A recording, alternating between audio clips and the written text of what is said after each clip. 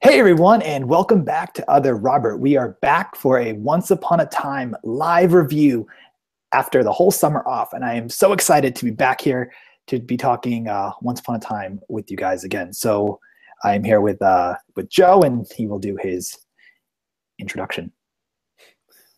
Boys, girls, all my trombones out there, welcome back to Other Robert. Sorry, I have the stream blank.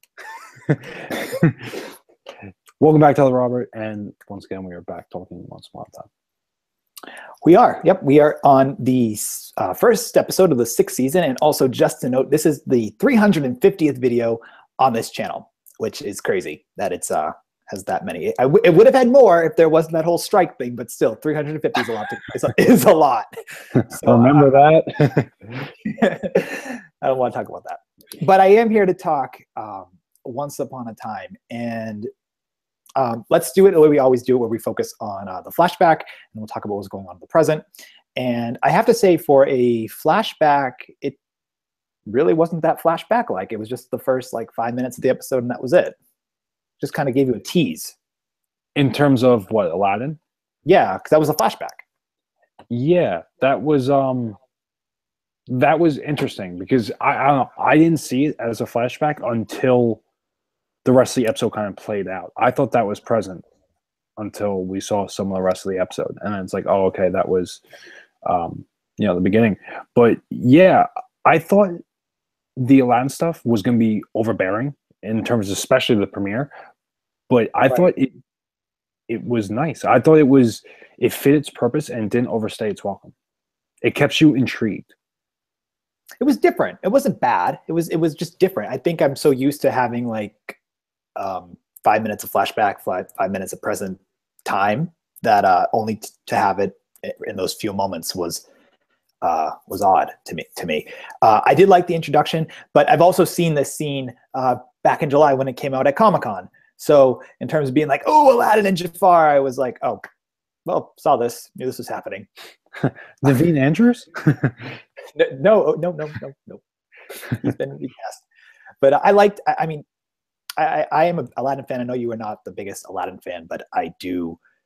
I like the direction the character's going in because, as you said, it served the purpose, which is what's going to be happening to Emma.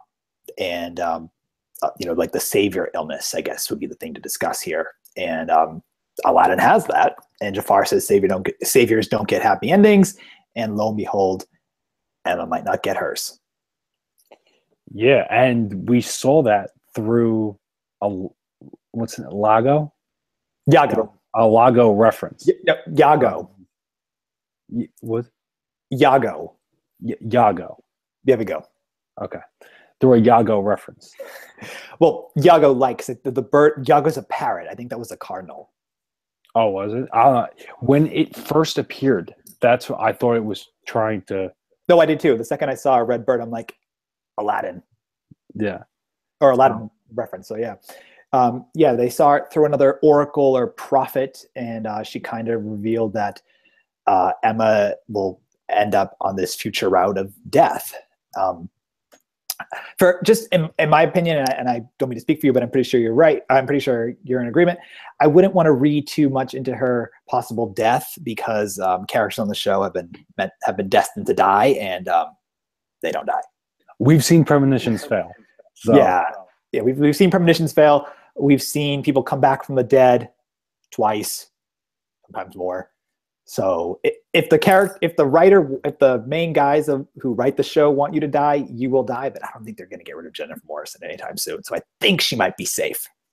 Yeah, there was just so much. It wasn't believable. No, I don't really think she's going to die. I think it's going to be like a relatively overarching storyline. I'm more curious as to how they'll absolve her of that particular sentence, I guess I'll call it. Yeah, I'm curious. I think if it was another character, it'd be more believable. Like with Hook last season, I thought that was pretty believable. This? No, not at all. No. I think what was also interesting is I really enjoyed seeing Mr. Hyde. I think he's really scary, and I love him. He's intensive. He's charismatic. He's also very knowledgeable. he's cryptic, which I don't like, but I get why he's being cryptic. But I like it. I like him a lot. He's a great villain. I mean, it's so refreshing. We went from King Arthur to Hades, which was a pretty weak season in terms of the villains. We discussed all 22 episodes, so yeah, we know. In terms of the villains, we didn't have a good role model, I guess you could say. No, I think our best villain, I don't know, I wouldn't say Arthur was since the Ice Queen. Yeah, we give it to the Snow Queen, and she wasn't even that evil. Yeah, so it's been a little while, but he's great. His delivery is just you can tell he's embracing the role. You know, he's having fun with it. Oh, he's having a great time. I love it. Yeah. I love him. He's ominous. He's saying, "My friends are coming, and my friends could be your end, or they could be your help." I guess, and I can think of the end of you, or the some way to help you. And I just thought it's very good. I very much like him, and I can't wait to see where they're going with him. I actually thought they would introduce more of his friends, and that didn't come about, which I thought was interesting. They'll sprinkle it, especially since apparently this will be a full season. Story, which I still am not expecting that to happen. I still think it's just going to be half season. I think it was just like, I don't know. I think it was misleading. I don't think it's going to wind up being a full season of this. I think it'll be half. But I mean, we'll find out in this. There's enough material there. Yeah. There's tons. There's a lot to go with. A lot of characters to introduce, and it'll be more of Hyde though. Fun. Yes, me too. Hyde's in for long haul. It's just so funny to me that he's bound in the jail cell or in the insane asylum. Like you always, that's where the villains go. They go right to jail, and then they're going to break out, and then some bad stuff's going to happen. I was expecting him to go in the jail cell that is in the shower station that everyone always goes to. Oh, yeah, no. I think he's in the insane asylum right now. No, he is. I'm saying I was expecting him just because I feel like everyone ever went to that jail. Like Arthur was there last year. Yeah, yep, he was. And they did that in the underworld a couple times too, like when they were down there. I remember, but Cruella like redecorated it to make it like S&M, which I thought was hysterical. Yep. So I think we just have a couple more things to cover for this episode, and I think I guess the overarching thing is maybe the Regina moments, the Rumple moments, and that is what I would kind of say the episode focused on. So let's go with Rumpelstiltskin, Mr. Gold, and you tend to be more lenient towards him than I do, so you can go first. Yeah, I think we're going to be very opposite with how we see these two storylines.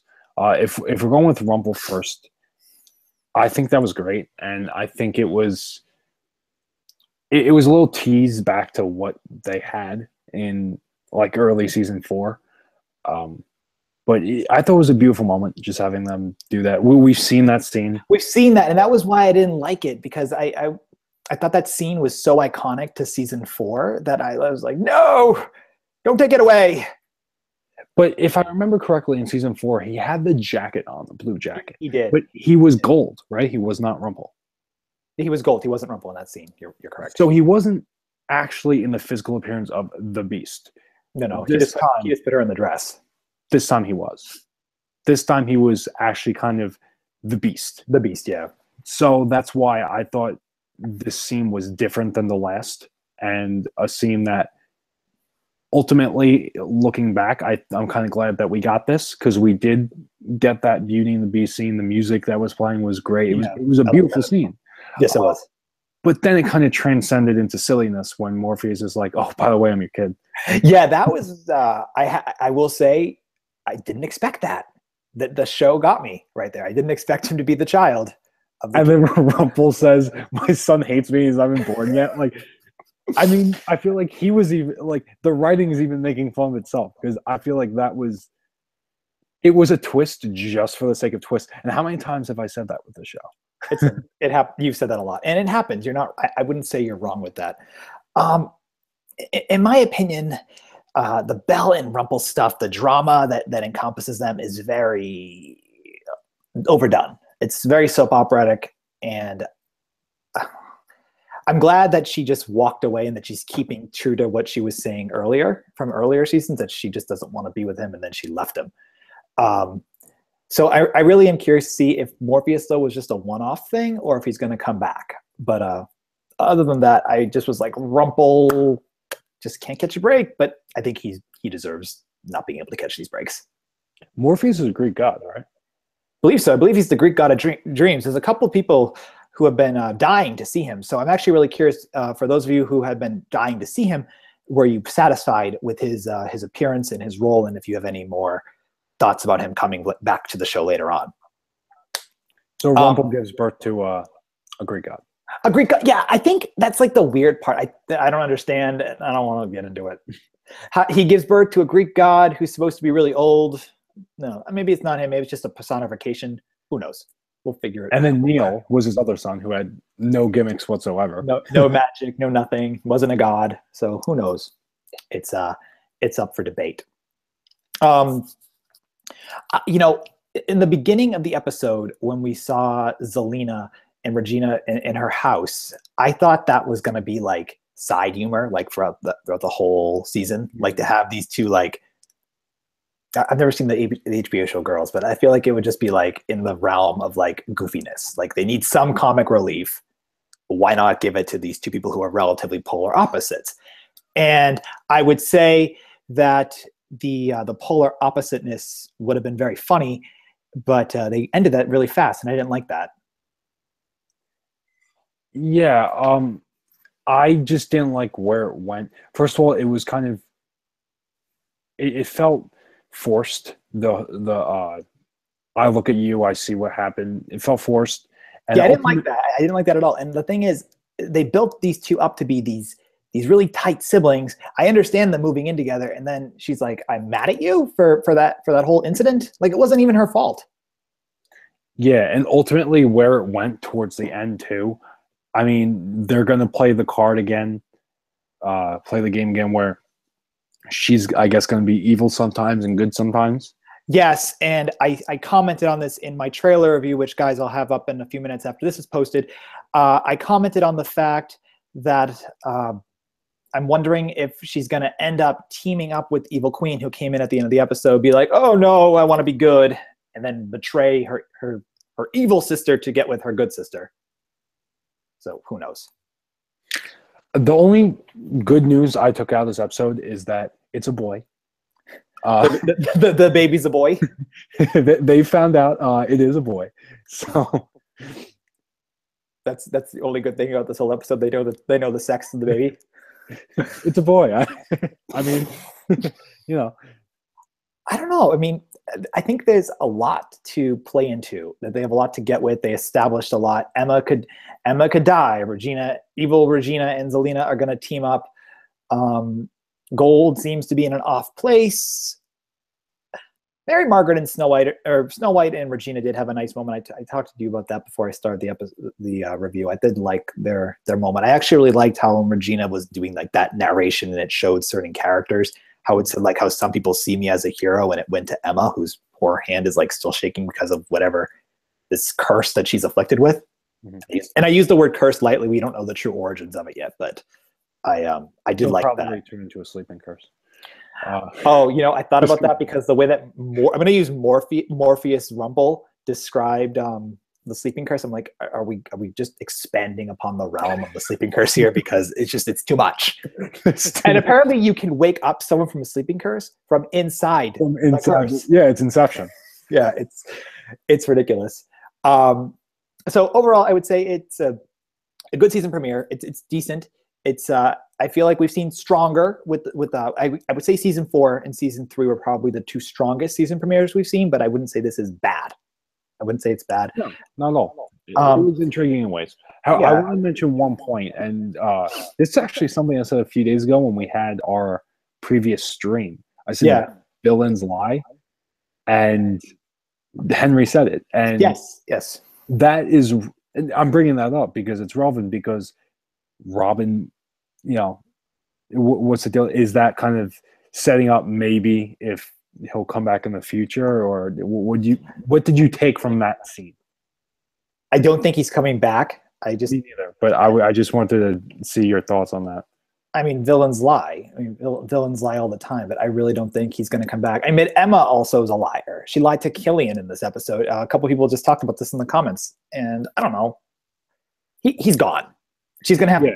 She's going to have to grieve. She's going to have to grieve, move on, and just kind of deal with it. She took it as, oh, okay, he's in better place now because Hades was lying with that whole thing. I was curious because we had just talked about that, and Emery had just said that in this episode. So I don't know. I just wanted to bring it up. So before we go, I just want to talk about a couple people said a few interesting things in the comments. Colby Gill said she thinks the killer is Jafar under a disguise. So the person that's going to slay Emma could be Jafar. I actually think that might be interesting to see him be the one to take her out if it is true. I could see that, but maybe it's. I, for one, would love to see like evil versions of the characters fight themselves, and I feel like this season will be the opportune time to do that. Evil Jiminy Cricket versus good Jiminy Cricket needs to happen. He he was in this episode. We didn't even talk about him, but he was there for the reason of helping Emma get over her, I guess, letting people in problem, which isn't really a problem. He was great. He was great. He was very good. It was very good to see Archie back. I wanted to also, there was another comment that I saw in the comments that got me intrigued. I'm going to butcher your username, Pikio Le Triuger. I'm really sorry that I couldn't get your name correctly.